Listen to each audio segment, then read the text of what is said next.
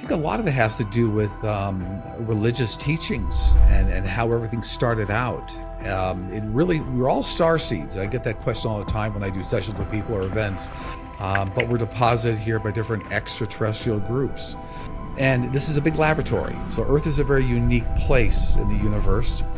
There's a lot of combination of elements that exist here on Earth among life forms. All the life forms are deposited here by extraterrestrials: octopus, dinosaurs, a woolly mammoth. Has there ever been a ET group that has tried to claim territory over this planet, Earth herself?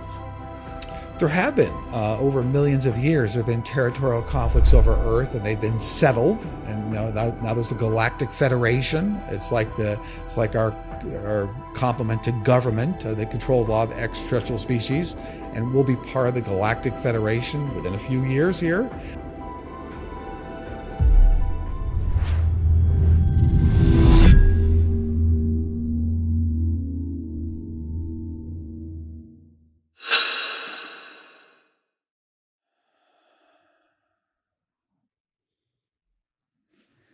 Sterling, welcome on Just Tap In, brother. What are you most excited about right now globally and in your life? Well, I'm most excited about being on Just Tap In. So it's an exciting day. Great to be here. Wonderful to join you and all that. And I like the lead-in question. I think right now humanity is going through a very important period. I talk about on our show all the time. I do a Sunday show and up on YouTube, but we're going through a 3-decade reset right now, the year 2020 to 2050, where a lot's going to happen to humanity that hasn't happened in the last few thousand years. Full disclosure of extraterrestrials and genetic engineering breakthroughs. So a lot of things going on. So simply put, kind of the 3-decade reset that we're in right now is, I think, a pretty important and exciting time for everybody. And you've said that this 3-decade reset began in 2020. It did. I'm curious to know what sparked it specifically in that year. Obviously, it was a big year for a lot of us, but why do you think that opened up a window to this reset period? Well, I think it has everything to do with everything in the universe has a life path blueprint, even Gaia, even the Earth. Extraterrestrials, humanity, Homo sapiens sapiens. So it tracks with the life path blueprint for the Earth and the universe. So it's not necessarily consequential to just that year, but in the life path plan, that's how it's laid out. And for whatever reason, this is the time period that a lot of elements for humanity are all going to take place, a lot of changes, a lot of humanity understanding who they are. They're all part of the same equation, like drops of water in the ocean. So a lot of this is actually where the veil gets a lot thinner. So many more people will walk around and be psychic mediums. But this time period has been, for millions of years laid out into this 3-decade reset here. So. You've also said that we pre-plan all major events in our life. And when I look at this word major, I wanted to ask you, what do you feel classifies something as a major event in our life that we could have said, oh, this was our soul pre-planning this event for us to live through? What is that major aspect? Yeah, so a good way to look at that. And by the way, I communicate with millions of entities on their side. So they're ascended masters, they're angels, they're guides, they're extraterrestrials. We can get involved in more of that as we go further into the discussion here. But when I first started communicating with them decades ago, all these spiritual entities, they said that everybody's on the planet, not just with a life path blueprint, but also they have 7 or 10-year life cycles. And they're like chapters in a book.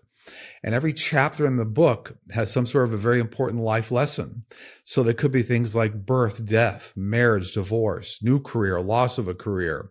But there are always very, very important lessons inside these chapters or life cycles. So the important lessons that we lay out have everything to do with the life cycles that we came down here to schedule. And it's always about elevating the soul. So what life lessons did the soul need to learn when they were down here? A lot of them empirically, they can get reduced down to learning what complete self-love is, or managing personal power, or doing things greater outside yourself. It's empirically, a lot of them can be reduced down to that equation. But there are many forms of those types of lessons, engaging with family or soulmates. And we have many soulmates to go through life. That's another interesting point, is that soulmates can come in all forms. They can be our spouses, they can be bosses, best friends.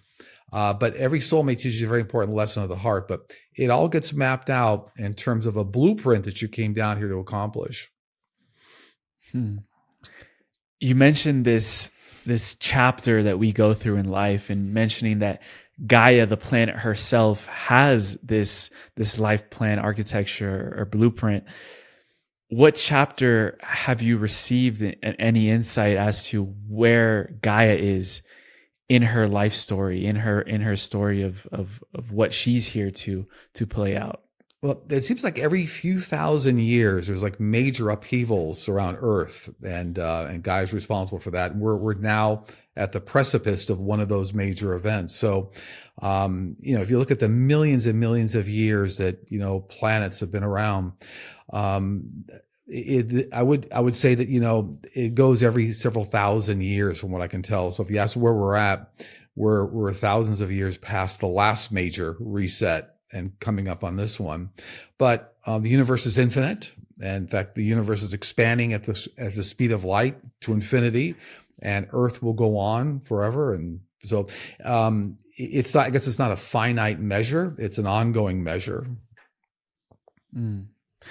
And when I think about or imagine a reset button in like a video game, as soon as you hit the reset, a new game begins, a new game starts over.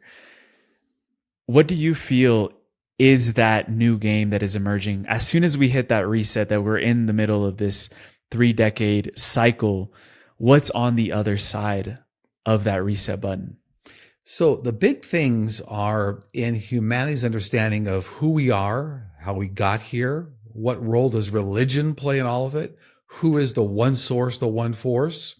It's a complete destruction and reconstruction of everything that humanity thinks they understand.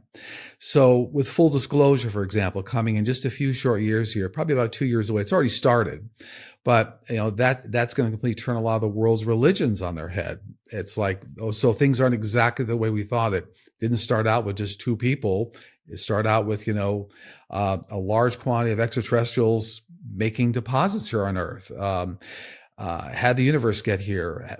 Is the Milky Way galaxy just one of many galaxies? Yeah, it's one of like 20 trillion galaxies. So the big reset will be in humanity's understanding of who we are, how you connect, what's the nature of the soul, consciousness. The soul is energy, but the soul never dies. The soul is infinite. There's no birth, there's no death. So it's a recapitulation and a redesign, a re-understanding for humanity of almost everything from the ground up. And one footnote I'll say, I think many people walk around the planet thinking, if I can't see it, hear it, feel it, or touch it, it doesn't exist. And I try to tell people that's, you look at like less than 1% of what's really going on around you. You can't see infrared, you can't hear radar. There's such a limitation to the body's senses, but the soul is far vaster than that. So yeah, in answer to your question, it's a complete reinvention, a reset of everything that humanity understands. You mentioned that ETs have made deposits on this planet. And that really gets me thinking, because if we're about to understand more about who we truly are, where we came from, our galactic origins, what do you feel up to now we've most misunderstood about where we come from as a species? I think a lot of it has to do with religious teachings and how everything started out. We're all star seeds. I get that question all the time when I do sessions with people or events. They say, well, am I a star seed? Well, we're all star seeds. All came from different star systems, but we're deposited here by different extraterrestrial groups. So I think that's like it's a bigger concept a lot of people haven't really understood yet, as to how this works and how we all got here. And this is a big laboratory. So Earth is a very unique place in the universe. There's a lot of combination of elements that exist here on Earth. among life forms, all the life forms that deposited here by extraterrestrials, octopus, dinosaurs, Those are alien woolly mammoth. octopus. They're all, in fact, questions will come to me all the time, say, you think we'll ever be able to, get woolly mammoth back? And well, yeah, because they actually came from other places in the galaxies and they'll get redeposited here. But yeah, I think that's in part the question you're asking. If it's not, let me know. Yeah. Were the humans or the Homo sapiens sapiens deposited as well? They were. Yeah. So every start out now. So this gets also to the concept of soul, new soul, old soul. Also, energy can't be created or destroyed. So our souls are infinite. But I like to tell people a lot of times it's the one source, the one force, the energy behind everything that activated certain souls at certain times. So, the difference between old soul, new soul is really has to do with the number of reincarnations on Earth and other areas around the universe. But yes, we were deposited here, and I've only learned all this by talking with all these millions of entities on the other side. I should give you a quick footnote here. I think it's interesting to note. On purpose, I've never read a single spiritual book. And people might say, wow, that's really bizarre. And once this floodgate many decades ago started to open for me and all this information started to come through, I purposely said, you know what? I don't want to think that I read it somewhere.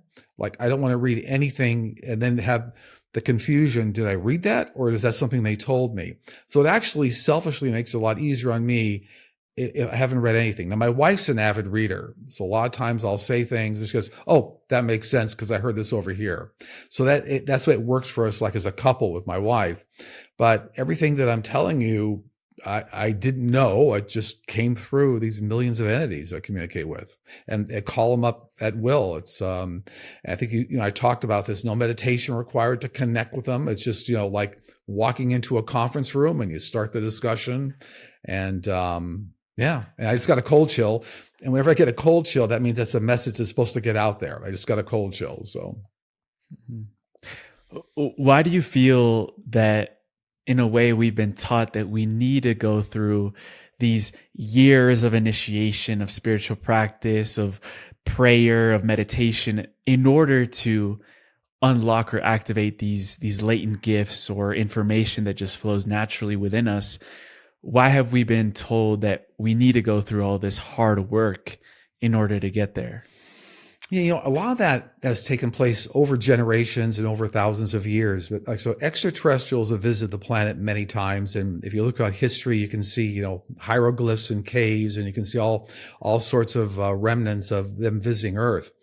But I think early humanity thought that a lot of these extraterrestrials, they classify them as gods. Right. So a lot of confusion, and humanity, just in terms of its development process, somehow felt that rituals or rituals, plural, were the right way to communicate with these gods, even though they're extraterrestrials.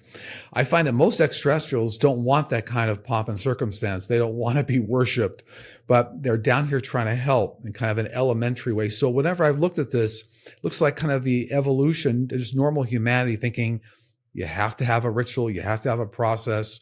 Maybe is too much for humanity to understand when they first met up with extraterrestrials, too much to comprehend. So they call them fire gods or, gods from the sky. But as humanity is moving forward here, more and more people are having spiritual experiences without the ritual. I like to reference a funny story that even the strongest atheist, before they're going to get hit by a bus and killed, they'll hear somebody yell, "Look out." And maybe no one's around. That's their guides and angels communicating with you. So even if you don't think they're around and they can't communicate with you, you hear them. So, but yeah, I like that question because I think it's the maturing of humanity to understand that you don't have to go through all the rituals. And I think this is an important topic because I think sometimes people go down rabbit holes where they have to do a certain thing every day. They have to chant a certain thing. They have to be in their blue room, have to have the right crystal around them. And your guides and angels, everybody has a team of guides and angels, birth angels and working spiritual guides. A lot of times they're sitting around, like look at their watch going, okay, I hope they get through this because I need to talk to them. So, yeah. Yeah. Beautiful. I mean, in my experience, I've been really accustomed to doing this like daily ritual thing that I do in the mornings and also pre-podcast. And just a few months ago, I found myself in California, and I had a very spontaneous interview come up with literally hours beforehand of preparation. And I didn't have time to do all this ritual prayer, whatever, preparation, research. And the interview just went just fine. It was like, it just flowed, and it disconnected me from the idea that I needed to do this certain thing Exactly. in order to perform the way it is. Have you found that with your psychic gifts as well? It is, as I said, an interesting way. I never meditate. I never have. I understand that meditation is a great way to center yourself, balance your chakras, get yourself grounded. So you really want to be as grounded as you can, as centered as you can, as relaxed as you can when you're communicating with the other side. Anything that causes friction or anxiety, all those things, can get in the way of clear communication. It's really the creative mind center that connects with everything on the other side. So ask yourself how creative you can be if you're stressed out. But you never have to have a ritual is not important. What is important is being present and ready and willing to hear. I think you and I touched on this maybe before the show started, but working around a lot of successful entertainment industry people. Early on in my career, decades ago, I saw very creative people do things like just out of the blue. And like in the music industry is a great example. I started off my career, and I'm still working as part of the Recording Academy, the Grammys every year. But I worked around a lot of people that also would write a song and be the biggest hit of their career. And I talked to them later on. I said, where'd that song come from? They'd always tell me something like, yeah, you really want to know the truth? I have no idea. I sat down and it just came to me, and I grabbed a piece of paper really quick. I started writing. Go up, there you go. That's the creative channel. That's the channel that we all have. And I actually refer to it as like the imagination channel. When you really, truly sit down and start to imagine something, that channel that opens up is the same channel that your guides and angels use. So we all have it. Yeah. Before today's transmission, I wanted to take a minute to let you in on something that could change your life. If you've been doing the inner work and still feel like you're walking this path alone, you're not the only one. Most spiritual spaces give you endless content to consume, but not a tribe to grow with. That's why we created The Deep Dive, a living spiritual ecosystem designed to help you grow in community, rhythm, and real embodiment. Right now, our members are embarking on a journey exploring a core spiritual and practical teaching through daily activations, live community gatherings guided by me and our facilitators, and also participating in sacred challenges that are designed to help you live your practice and bring it to life. You'll be surrounded by seekers and leaders who've decided that they're done doing this work in isolation. If you're ready to find your people, visit the link in the description or scan the QR code on screen right now, and I'll see you inside.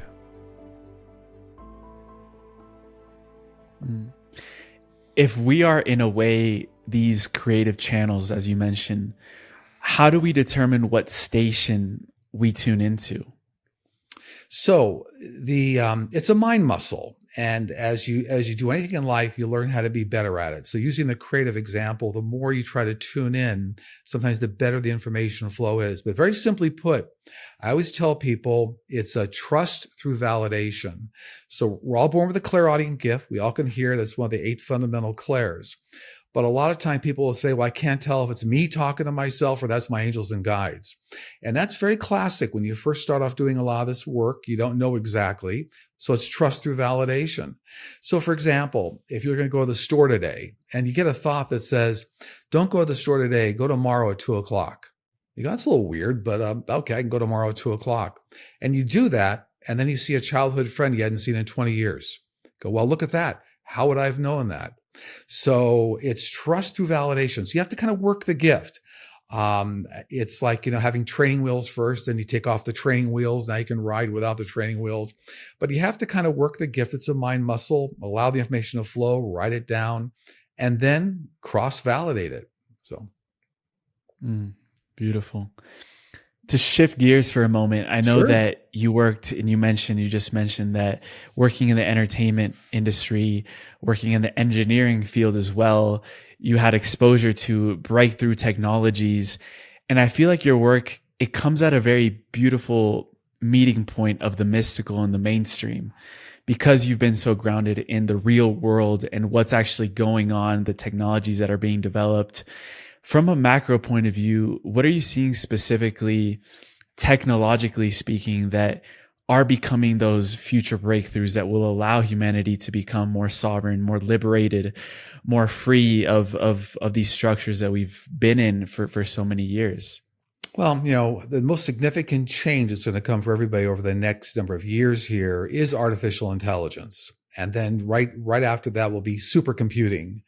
And, supercomputing, you'll be able to, one supercomputer will be able to run the kinds of calculations that 1 million conventional computers run now.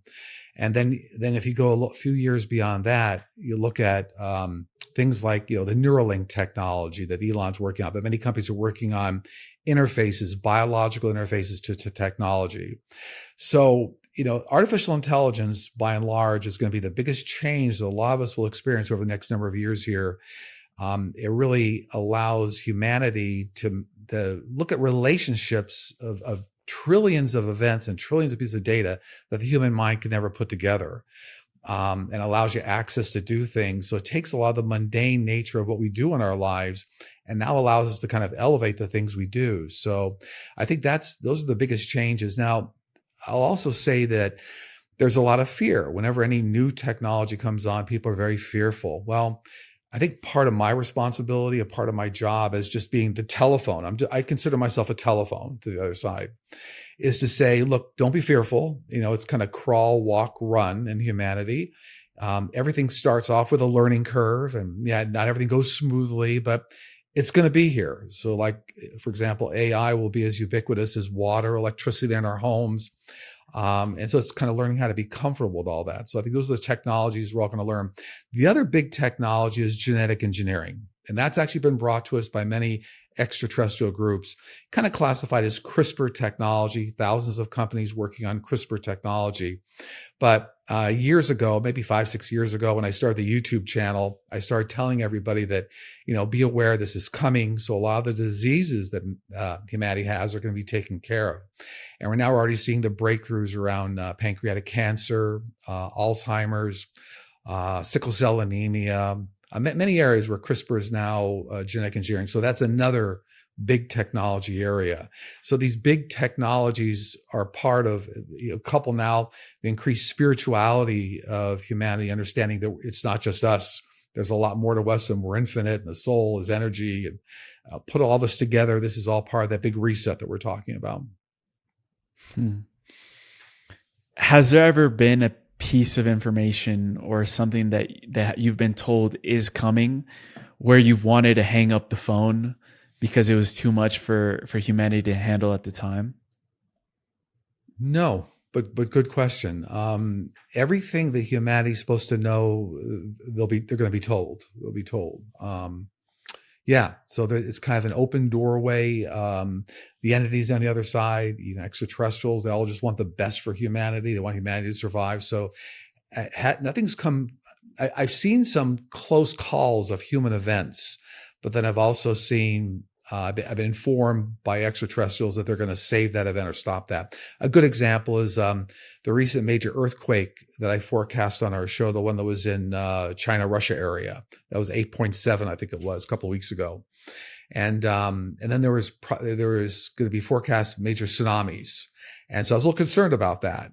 But there are a couple of extraterrestrial groups that were going to mitigate a lot of that. And in fact, none of the tsunamis panned out from that like 8.7 earthquake, which could have been devastating to a lot of areas. So, can the answer to your question is they kind of tell you what you need to know and also tell you any background information that might mitigate what could be a disaster. How do these ET groups decide when and where they could interfere and sort of avoid catastrophic outcomes? So they always get engaged in any area that would cause the annihilation of humanity. So, if you look at sometimes discussions will come up, well, what happened around Hiroshima and that kind of a thing. And they're never allowed to stand in the way of humanity's lessons. So if there's some sort of a lesson there, and some would argue that helped stop one of the world wars, That's a whole nother debate. But they're definitely stopping the annihilation of humanity. So they've already been disarming weapons of mass destruction in various areas of the world already, in areas that are in conflict right now. But principally, the humanity's lessons will always move forward, but they're going to stop annihilation of humanity. They actually have too much invested in this laboratory experiment. I hate to call it that. It's a wonderful laboratory experiment. Earth's a wonderful laboratory in a school, but they want to see it continue. Mm. What was the greater purpose of the experiment? Which experiment now? The Earth Oh, experiment. the experiment. It's actually the elevation of souls. So this is one of the best schools for souls to get elevated through subsequent reincarnations. So the mixture of animals, love, spirituality, weather conditions, earth conditions, that complete composite of all those elements make Earth a very unique school for reincarnation cycles. There are other areas of the universe where people will reincarnate, but you don't get all the same group of lessons here. So that's why they're trying to maintain this special environment. And it may also be possible, and you've mentioned this in the future, and it's already happening, where these ET groups will want to incarnate onto Earth as hybrids. And you said that we'll be seeing more of that coming in the next few years. We actually interviewed a hybrid last week. So what do you see coming up there in that sense? So hybrids are already here. They've been here over 1,000 years. They're hybrids, and they've been very buried in society for ways to help. And part of the methodology behind that was to try to get things moving along for humanity. Humanity was taking too long to get things done in science and health and world peace. But hybrids already exist, and that's going to be part of the full disclosure process. They'll be the first groups that are introduced to the world, kind of as a gradual rollout. Because when you meet a hybrid, for most people, you won't be able to discern Homo sapiens sapien from hybrid. But you'll know, like, wow, I didn't realize that for 20 years they've been leading this defense program or this cold fusion technology program or what. And you go, oh, that makes sense. I didn't know how that person knew all that. So the hybrids will be rolled out and introduced first, and then you get more to the other extraterrestrial species, Arcturans, Pleiadians. There's been many people throughout time that you could almost say that they're ahead of their time. And you've connected a lot with famous people from history, from the past. I don't know why he's coming up so strongly, but Nikola Tesla, because we talked about free energy, 0-point technology. What do you feel he was receiving in the sense of, was that a hybrid being tuning into technologies of the future that were just a little bit ahead of our time? No, or was he receiving help? Yeah. It wasn't a hybrid, no, but very connected. So is Albert Einstein. So is Steve Jobs. Very connected to the other side. So very easily to them to reach out, get the information they needed. I don't think they always knew. I think Nikola Tesla in the early years didn't know he was getting information from the sources he was getting it. Later in life, I think he realized, he was smart enough to realize, this is coming definitely from outside me.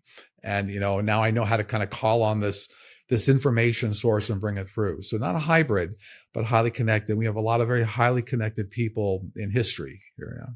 Yeah. If you look at the notebooks of Leonardo da Vinci, he was drawing bicycles and drones hundreds of years before they were established and created eventually. And he was drawing helicopters, right? As well. I'm a helicopter pilot, just for the heck of as a hobby. But yeah, he was. He was as a hobby. He was you draw helicopters, exactly. So you think about going all the way back to that point. Now, he was highly connected as well too. Not a hybrid, but very highly connected to the other side. Yeah.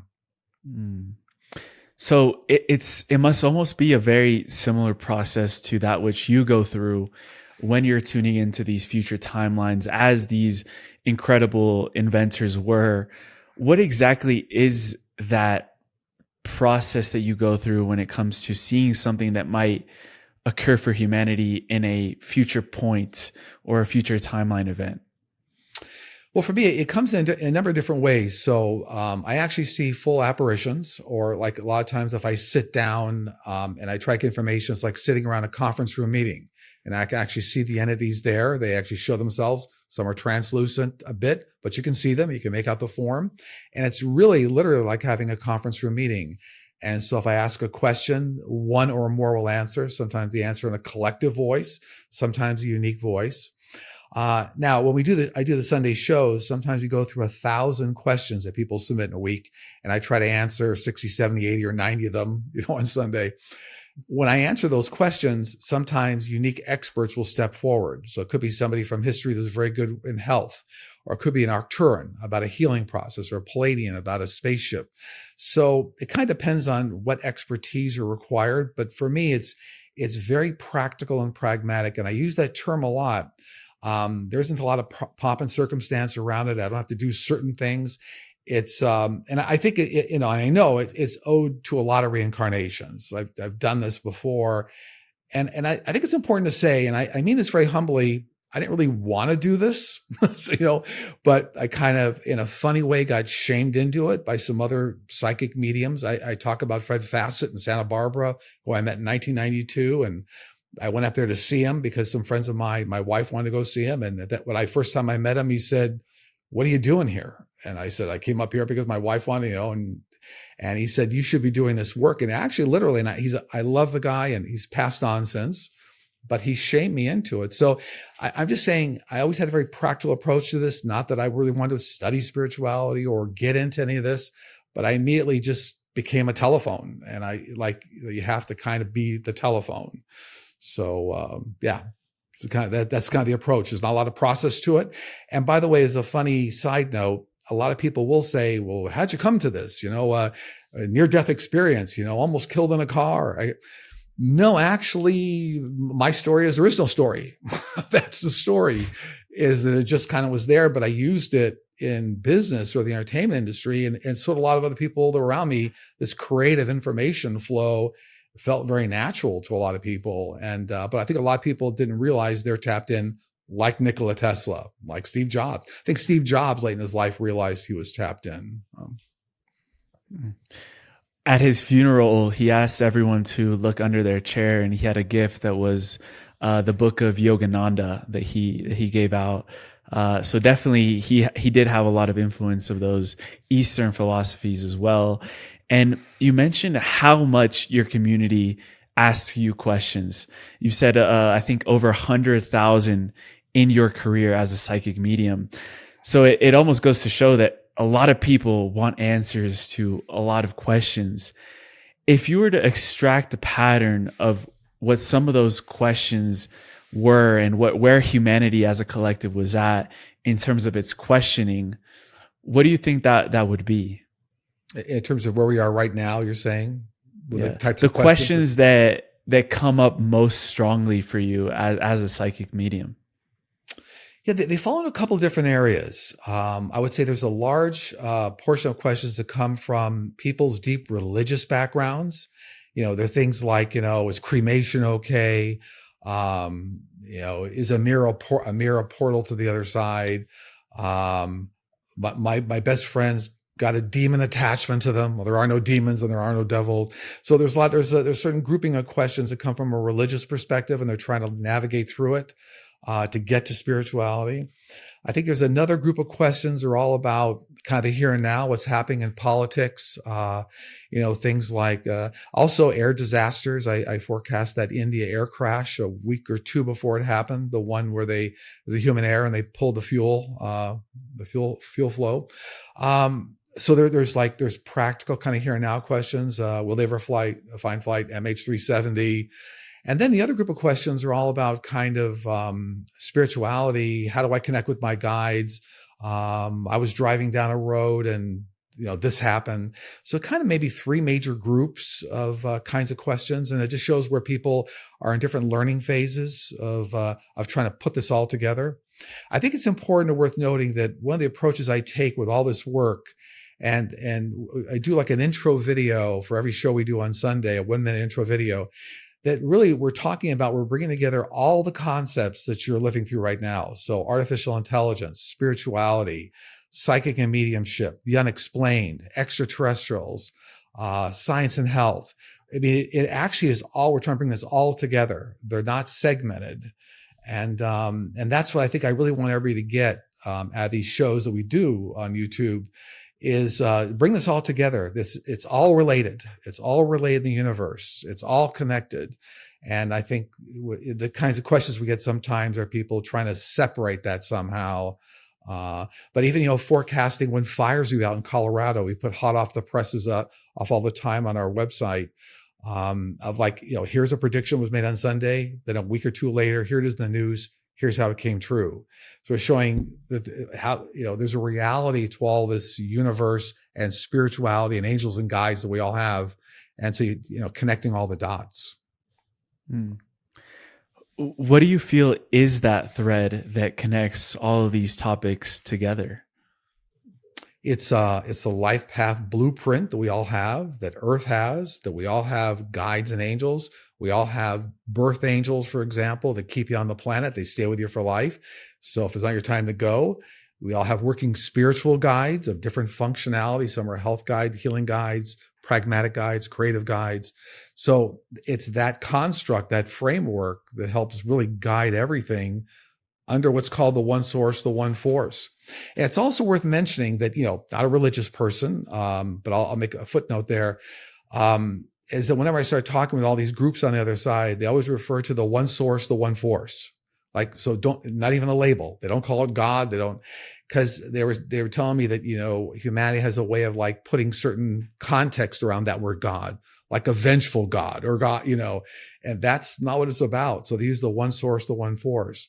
The footnote comment I was going to make for you is that when I was growing up, I was exposed to many religions because everybody in my family went to a different religion. It's kind of funny. My dad was brought up Jewish, then moved to Christianity, and then he was a Methodist. My grandmother was Lutheran. Then my mother became Christian Scientist. So I kind of saw a whole range of religions. I was able to kind of say, similarities here, of how all this goes together. So I think that's kind of the overall framework that I see how, I think humanity kind of slows himself down a little bit, getting a little bit too trapped in religious belief and pomp and circumstance. If you don't do this, you're not going to heaven. Or if you don't do this, you're stuck on earth. No, you're not stuck. Birth angels guide you across. So, yeah.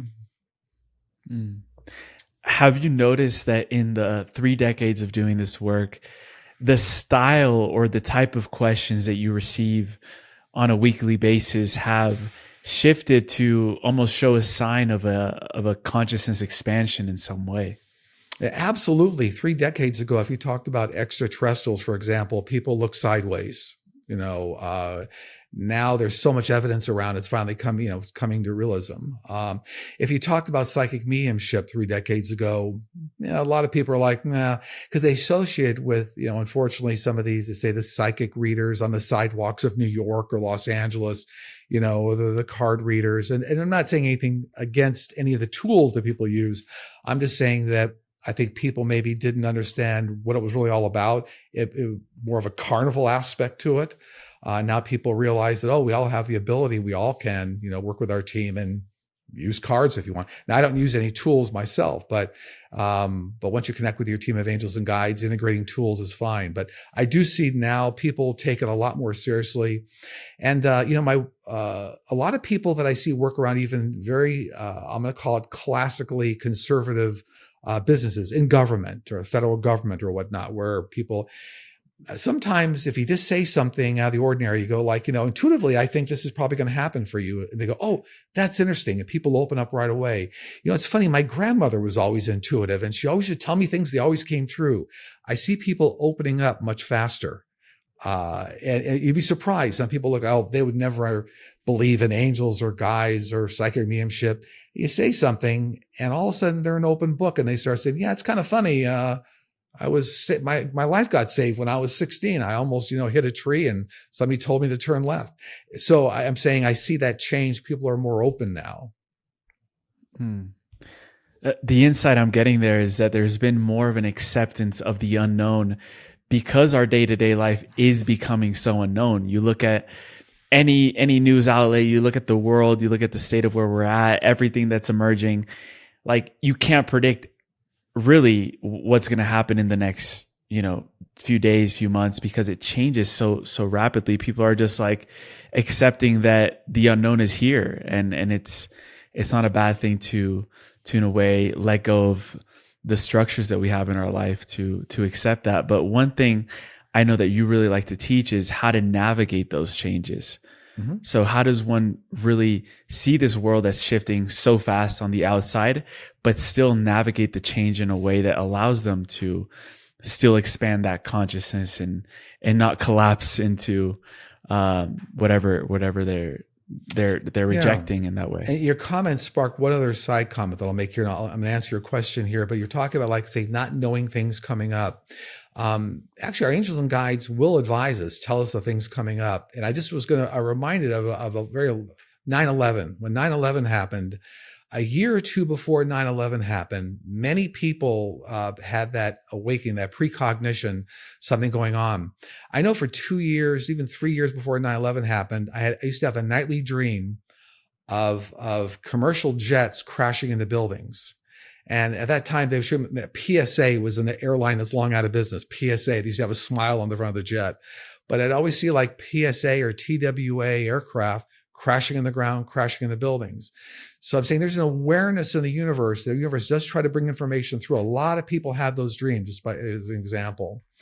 But the best way to navigate things is to connect with your guides and angels. And I tell people, all you have to do is practically say out loud. I encourage people to talk out loud when you first learn this. Ask your primary angels and guides to please step forward. Ask them to reveal any messages they have for you. Grab a tablet of paper and a pen. I don't care if it seems like it's just junk science. Write down what you get. Ask a question. If you have a very important question you want an answer to, I teach people a homework assignment that takes 2 weeks the first time you do it, 5 minutes a day. Create a question you want an answer to, like, what do I do about my career path? And you may not get an answer right away. So I tell people, make it up right away. And when you do that, that pushes that creative mind center. And after about 2 weeks, it does with thousands of people, they get to a point where all of a sudden they start getting a rush of an answer. And that's your guides and angels. So to answer your question, you have to connect to the team you already have. A lot of people feel lost. I can't have many people come to me and they say, I feel very unconnected. I feel very lost. And the analogy of that is we all have a football team around us, like we're the quarterback of our football team. But if your team is sitting up in the stands eating hot dogs, they should be on the field with you, helping you. And a lot of people, jokingly, I tell people, I see your angels and guides, but they're sitting around in lazy boys reading the newspaper, like you're not engaging them. So the best way not to feel lost is to start connecting practically with our team. And I say, call it out. Call them to step forward. By the way, an unwritten law in the universe, you really have to ask angels and guides for their support and to help you. Kind of not allowed just to jump in and force you to do something. So if you say, look, I really need help in this area, angels and guides, please step forward. That's the best way to start feeling connected. But we all can tap into that universal telephone. And that's why, by way of example, that 9/11 example, a lot of people had the telephone working and didn't realize why they were hearing it. Why were they hearing it? I mean, it would have there been any way to stop that event if more people had listened to the phone, picked it up, and done something about it in that way? What are your thoughts on that? Yeah, no, 100% would never stop that event. That was on the life path. It was the life path of the Earth and the universe. One of the reasons for that is there are no accidents. Even accidents are not accidents. And actually, when you have a huge soul crossing like that, those are actually examples of souls that come back, reincarnate very quickly as a soul group. So Holocaust is another great example. People come back very quickly after they reincarnate very quickly. So no, you couldn't stop that event, but it was an awareness, a warning that this is something coming up to be aware of. It's an energy. It's like a tidal wave coming. I can see the tidal wave coming. Maybe I need to move onshore a little bit more or something like that. But you can't change that kind of an Earth event, and it is very tied to actually the elevation of the world. Like I said, that soul group comes back very quickly. And when that soul group comes after a major disaster like 9/11 or flood, when they come back so quickly, are they in a way there with a mission to repair the tears of consciousness that were left behind in that event, or something else? Exactly. So it's a gift back to the universe. This is a higher level of looking at it. Now we're all coming back as a soul group now to help humanity, help move forward. Yeah. And actually, they're usually very elevated souls. Whenever you go through huge traumas like that, normally it's characteristic of older souls that had a lot of reincarnations, right? Old soul versus new soul, the number of reincarnations. But usually they're older souls that have chosen to take that on and then come back very quickly to help. So yeah, it's kind of the way the world works. Again, had no knowledge of any of this till I started talking to the millions of entities on the other side. They just said this is the way it works. So. In what ways do you see corruptions getting more and more exposed in the next few months? In terms of what's happening in worldwide politics or U.S. politics or all the above, I guess. All of the above. All the above. So we're going through a period here where these are very large change agents. So this is like the analogy is somebody pointing to all the holes in a dam, and you go, these are all the holes in the dam that need to be plugged up. In terms of what's going on in the U.S. right now, this is a reinvention of the country. It's like what we went through around 1776, birth of a nation. This is a rebirth of the U.S. right now, because if you look at a lot of the structure and the frameworks that were developed back in that time, they don't work now. Like, right, Second Amendment, right to carry a gun, but it doesn't mean you can put an armored tank on your front lawn. Right, so things have changed. So we're going through a rebirth, and we're going through, this is part of that 3-decade reset, where the reinvention of humanity here to say, these are all the things that need to be changed now. Also going a level kind of above that, you look at like LGBTQ, for example, plus rights. That has everything to do in extraterrestrial species and groups. They already solved all that. They don't think about the differences among their unique species or whatnot. Everybody's respected. It's a homogeneous nature of the way they approach. This is what the world's going through. So in the political realm, the big offsets between power struggles, I think about a lot of extraterrestrial groups have been resistant to really showing themselves to a lot of humanity up until this point, because humanity's reaction always is, I need to kill you. I don't understand you, so I need to kill you. Now, a lot of these groups are not going to be able to, they actually have enough weaponry, you're not going to be able to hurt them, but they understand it's a very primal way. So what we're going through worldwide here is now this part of this big reset to say, what's humanity all about? How do we get along better? How do we ensure equality? What are all the things that have to be changed? What amendments to the Constitution?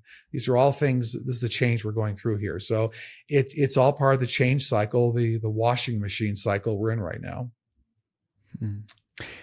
And I love this conversation because you have such a unique perspective, especially in things that are going on in entertainment. In my view, entertainment is a way to program the masses and program the collective consciousness, whatever way it doesn't always have to be negatively. How do you see that the way that entertainment is being used right now is empowering humanity in the future? And maybe what are some things to look out for there? Yeah, so the entertainment industry, the arts, let's call it the arts, have always been very instructive to feeding the soul, and people connect with entertainment, the arts in various ways, whether it's paintings or music or it's movies or it's film. They connect, and it gives them a way to kind of look inside themselves, a mirror to look at. The arts, entertainment are still going to be that going forward. They're going to change a lot in the way it's produced. So as we get a couple of decades out, the fact that artificial intelligence now, I said very frankly to a lot of, I've done some talks at events on this, is that the need for physical actors is going to get reduced greatly, because you'll be able to do whatever you need to do performance-wise in the AI realm. So, but you're still going to need creative people to do the storytelling, to come up with the stories, to put some sort of a tone of humanity in it. But the need to have a lot of physical actors is really going to be decreased. But the messaging of the arts will still be very important to feeding the soul, giving people kind of something higher to aspire to. That's not going to go away. The arts have been around since the dawn of man, dawn of humanity. and they'll continue on. They still continue on. A lot of extraterrestrial groups are still very much into immersive experiences, immersive entertainment. They really are. So, Really? yeah. They have their own Hollywood blockbuster They do. movies. Yeah, they enjoy entertainment and immersive entertainment. It's more of a galactic form. If you think about the sphere in Las Vegas, but put that on steroids. So now you're looking at holographic imagery in outer space. So it's like the sphere in Las Vegas on steroids. So Are we some type of entertainment for them, or is there a much deeper reason why they're here working with us I've and never seen present them. Yeah, I've amongst never us? seen them look at us as entertainment. They look at us as being important to the path of the universe. So Homo sapiens sapiens and what's going on here are important just to the overall survival of the universe. Now, that's just how it got constructed. So our soul journey, our elevation of souls, the fact that as we go back and forth and we go to the heaven dimension and other dimensions, the knowledge that we create, the maturity, the wealth of experience, that actually benefits the universe. As we go to the other side, that benefits the way the universe grows and educates themselves. So it's kind of like planting seeds, not really entertainment, but for them, it's almost, figurative and literally like planting seeds, allowing the seeds to grow. And now you have a great forest or something that, gives you a better level of enjoyment or security. Yeah. I mean, the way the universe got constructed is very interesting. Yeah. Just going back for a moment about the conversation around the actors in Hollywood and AI, I'm really curious there because obviously we know that there was strikes in Hollywood recently, and they might still be going on. I'm not too read into that, but I wanted to ask you there. There are people that have spent numerous years refining their art, their crafts. We had the craftsmen in the past. How do you see that playing out when maybe sometimes for a graphic designer, an AI can come in and do the same amount of work in a quarter of the time or even less? How do you see that playing out in terms of the frictions that could play out between humanity and between these new technologies that are emerging? So it's important to understand that AI is a tool, and every creative person will be able to stand on that tool. So yes, in the creation and the build out and the training and the large language models, LLMs and whatnot of AI, using a lot of what humanity's created over the centuries. That's very true. Written word, visuals, images, that's all very true. But keep in mind that what's coming for the future of humanity is now then future creatives standing on top of those tools, creating something that's even more visionary. And that's where I think that people somehow limit their thought. And this is characteristic of a lot of humanity, not to throw humanity under the bus, but anytime there's something new, there's always a limitation of thought that's going to somehow stop everything. No, it's a building block. Now you're going to have tools. Now you won't have to spend 3 months on a location shoot, getting the right shots and everything. Now you can do it in a morning with your computer, but now you might build something. We talked about the sphere, for example, that immersive entertainment. Now there'll be other kinds of immersive entertainment you can use your skills for, to build things that create 3D holograms in your living room. So it's a stepping stone. I understand there's push pull with how you train these large models. I get it. I'm very involved in it, but it's a stepping stone. It really is. In what other industries do you feel like we still have the opportunity or chance to expand our thought instead of that limited thinking? Where else would you maybe guide us or advise us to think bigger in that sense? Well, energy is a big one. So energy applies to oil and gas and petroleum powered vehicles and nuclear power plants. We're going to have 0 point energy at some point in the future, decades and decades out. Going to have cold fusion, but there's a lot of economies around the world and structures of civilization built around energy production, energy management, energy exploration, profits from energy, then those profits moving politics and business around the world. The big energy shift coming up here and the way energy be created, when you have cold fusion technology generator in your house, that'll cost you a fraction of what you're paying now. And there won't be some country in the Middle East that's defining how you get your energy. It's going to shift a lot of the economics and a lot of the power around the world.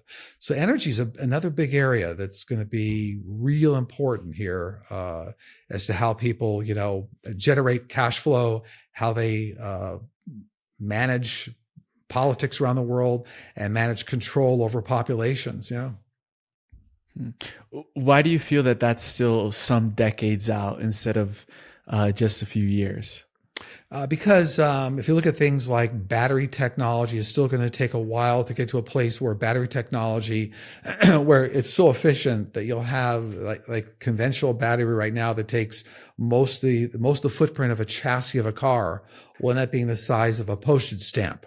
You can hold it in your hand. So it's going to take a while for the technology to get to that level. It's going to take a while for us to get to cold fusion. I mean, theoretically, a lot of people say it's not possible. It is being used out in the universe. Anti-gravity propulsion systems. Those require unique combination materials that aren't on Earth right now. They've been deposited on Earth, like Area 51, been some crashes of those materials. Bob Lazar can speak to that. But it's going to take a while for all these things to kind of make it into a form that it's reliable, repeatable, economical to produce. So that's what's going to take the time frame here.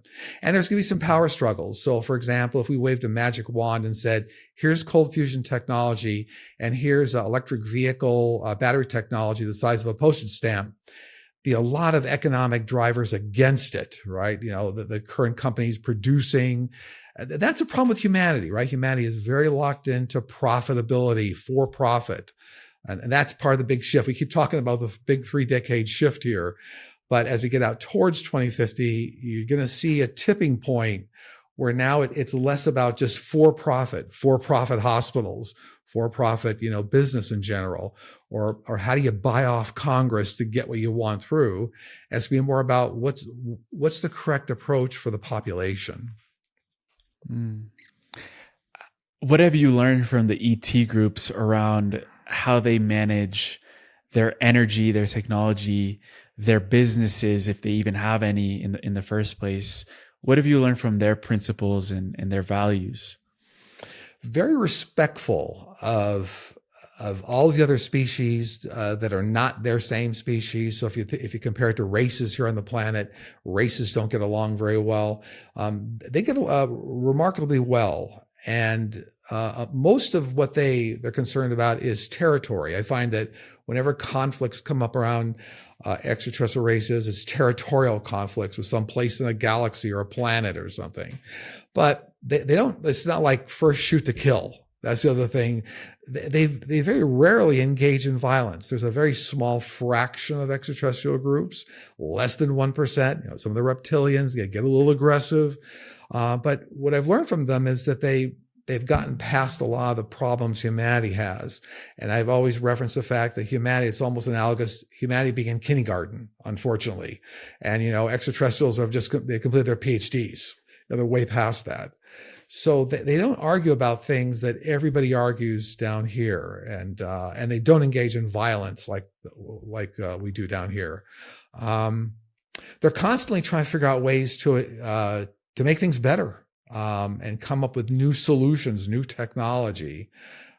So I see a lot of focus more on that. The one side note, I think it's always interesting, is that the one place violence does creep in with extraterrestrial groups is around mothers and their children, but it's defending their children. So one of the things early on I saw is that if you ever run into extraterrestrial groups, and they do make appearances here and there on Earth, is to not go near their children. Because the mothers can get to a point of violence, real violence. It's weird. So that's a weird anomaly that I didn't expect that, with all the peace going and loving. But boy, get near the children is a whole different story. So, just a point to remember. I tell people that if you ever run extraterrestrials, just don't go near the kids. So it's real. It seems like the protectiveness of the mother is universal. Yeah, but it's on steroids when you talk about extraterrestrials for whatever reason. And that's one thing I don't know. One way is I have a conversation, really understand why that's to that extreme. But that is. So that's one place kind of violence kind of creeps in a little bit. Yeah. So interesting. And you also mentioned that the only way that the violence also could get involved is through territory and territorial conflict. Has there ever been a ET group that has tried to claim territory over this planet, Earth herself? There have been over millions of years. There have been territorial conflicts over Earth, and they've been settled. And now there's a Galactic Federation. It's like our complement to government that controls a lot of extraterrestrial species, and we'll be part of the Galactic Federation within a few years here. Former presidents have been introduced to the Galactic Federation. But there have been some territorial fights over Earth, and now there's widespread peace agreements about what goes on here on Earth. A little bit of mishaps here and there with harvesting of cattle for biological engineering. Some groups approve of that, some groups don't approve of that. But by and large, that's a very peaceful approach now. No real conflicts over Earth. Why haven't we been a part of the Galactic Federation prior? Not ready. I mean, because that's going leagues above where we already are kind of an understanding about extraterrestrials. The average person on the street has never met a Pleiadian or Arcturan or a Gray, and they wouldn't even know what they'd panic. I think a lot of people tell me sometimes, well, I'd like to meet an extraterrestrial. Well, maybe not, because they might scare you. So that being part of the Galactic Federation. Now, presidents, leaders of countries have been introduced to the Galactic Federation to say it exists, just so you know, but the average population is not ready for that yet. They will be. And when a president gets introduced to that federation, what has happened there in the past? They just acknowledged the existence, but said that they don't want to be a part of it, or no? It's actually more to introduce them to a set of ground rules for the way galaxies and the universe work. So, like, just so you know, here's what's really happening outside your world. You think the Earth is, but here's what's really happening outside. Here's the way we engage with populations. We disarm weapons of mass destruction. So don't get startled, when you see some of the missile silos go down. That's us, So here's kind of a respectful way that we're working with the world right now, and we don't expect you to, get crazy over the whole thing, but we just want you to know, as a leader of a country, this is what's going on. Now, they haven't introduced themselves. They have not to all presidents. Only a select group of presidents they felt that were benevolent enough, understood, appreciated. The current administration has not been introduced to extraterrestrials. Do you see a potential future where they do introduce themselves in the next few years? Oh, absolutely. Yeah. That's all part of full disclosure that's coming. And it's already started around the world. So there are hundreds of people right now that are already directly introduced. So it used to be leaders and scientists, people working on world peace. Now gradually it's being rolled out where people are seeing Pleiadian ships above their house. You look at the Phoenix Lights. So if you remember that experience of Phoenix Lights, that was a Pleiadian mothership that, the government said nothing to see here, but that actually there was an introduction made in Phoenix and Arizona, in that area, to various people. So it's already started.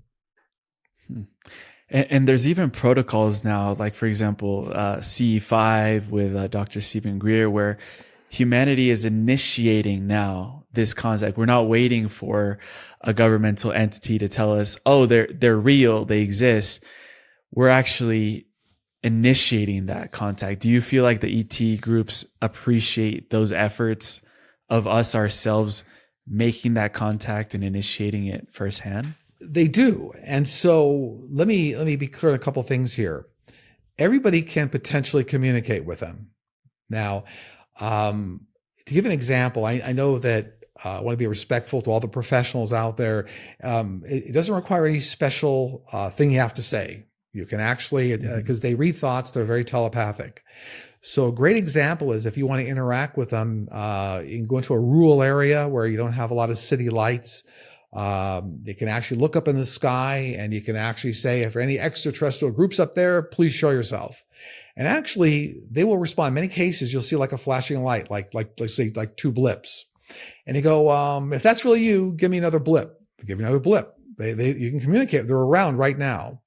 Also, if you use a mobile phone cameras are sensitive to the infrared spectrum, and you can see the much easier infrared spectrum. Sometimes you have to hold up a phone, make it easier to see. They'll interact right now. They're already benevolent. They're already trying to say we're here.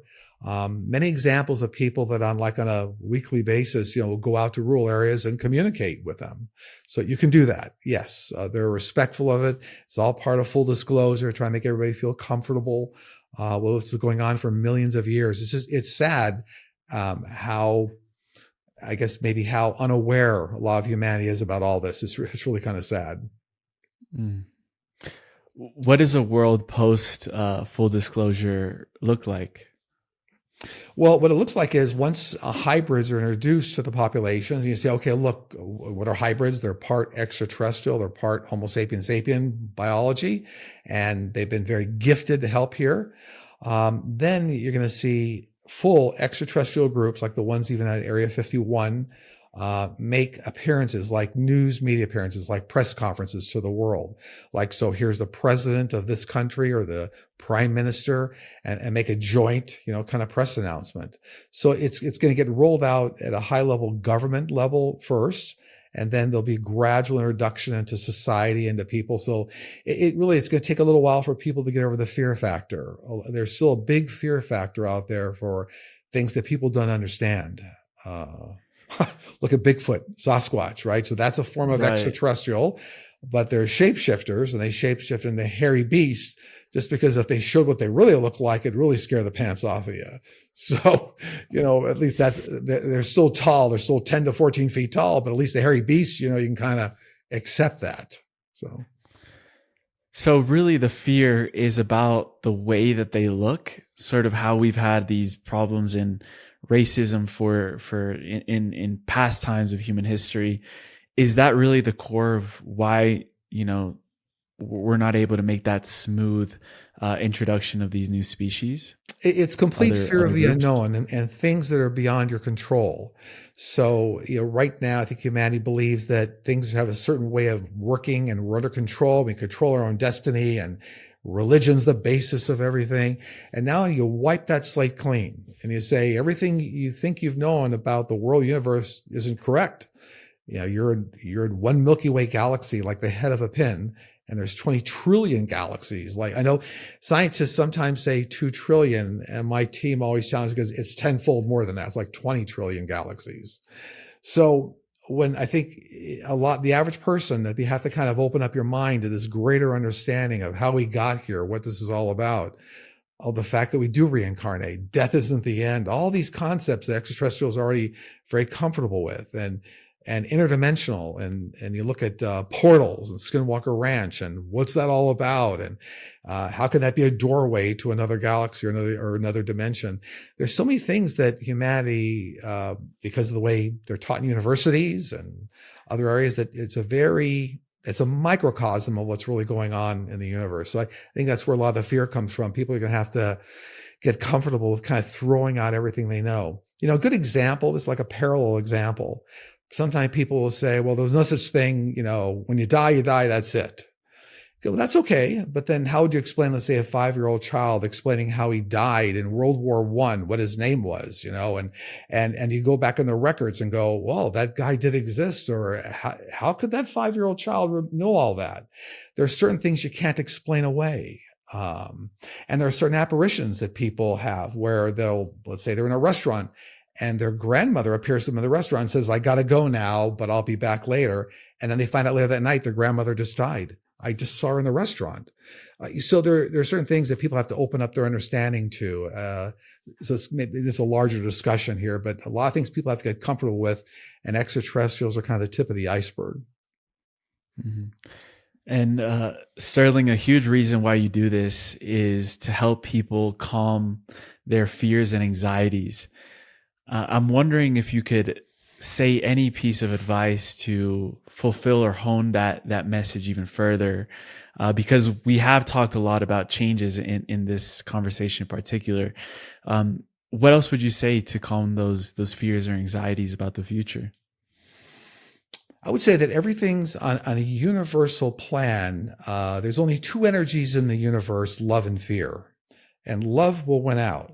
Fear does exist here on Earth. Fear is all about anger and jealousy and not understanding. But the universe, by and large, runs on love. And there's also free will. And free will controls, they call the three S's of your life path: speed, scope, and scale.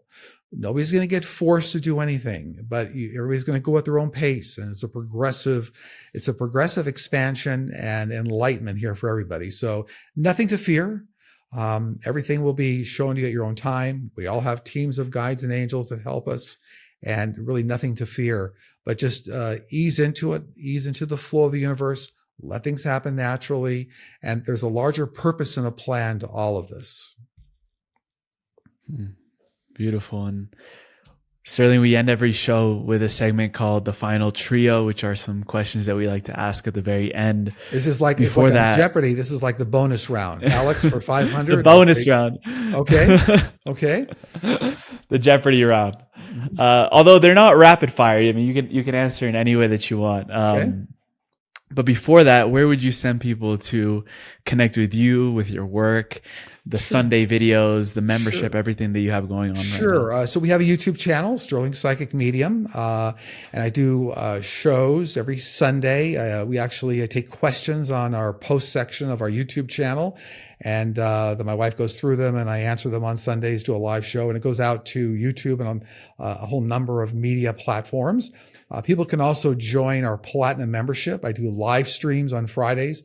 I answer a plethora of personal questions for people live. Do a YouTube stream live so they can join the Platinum membership if they like. And we also have a website, sterlingpsychicmedium.com. If you want to learn more about myself, my background, the work we're doing, what's going on, sterlingpsychicmedium.com is the website. Beautiful. We'll include all of those in the show notes and the links included as well. Great. And I actually wanted to ask you before this round, you mentioned there that you get sent thousands of questions every single week and you answer as much as you can. I'm curious to know, what's one question that you wish that you were asked more often in this journey? I can't think of one, believe it or not. There's so many. It's a blur, right? So over the last number of years, like 100,000 questions. I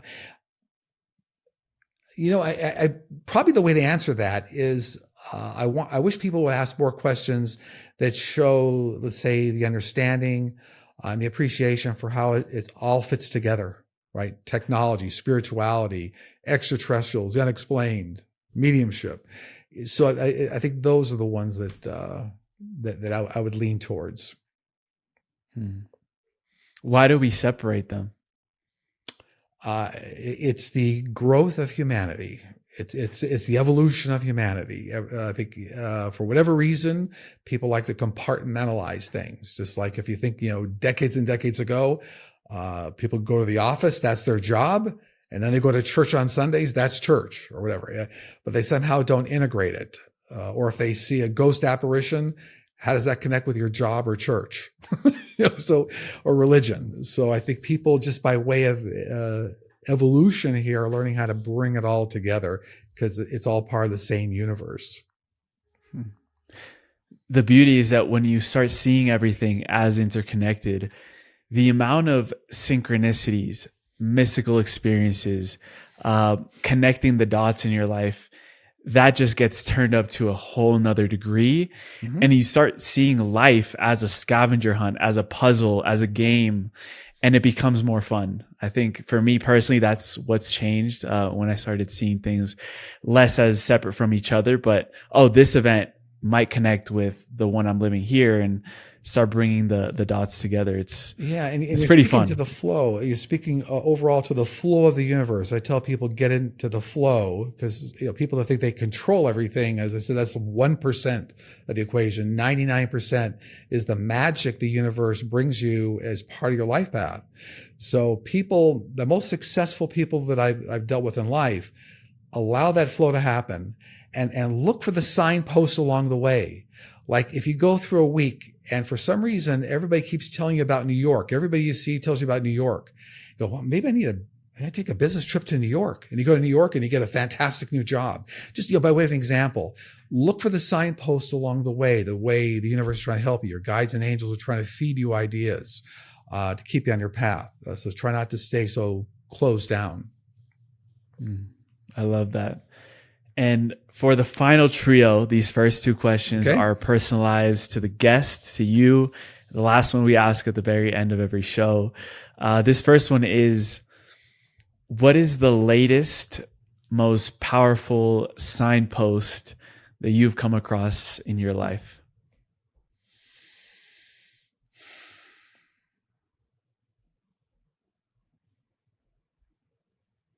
The fact that that more people are tuned into the other side, but more people are acknowledging, I got some information from somewhere and it really helped me. I don't know where it came from.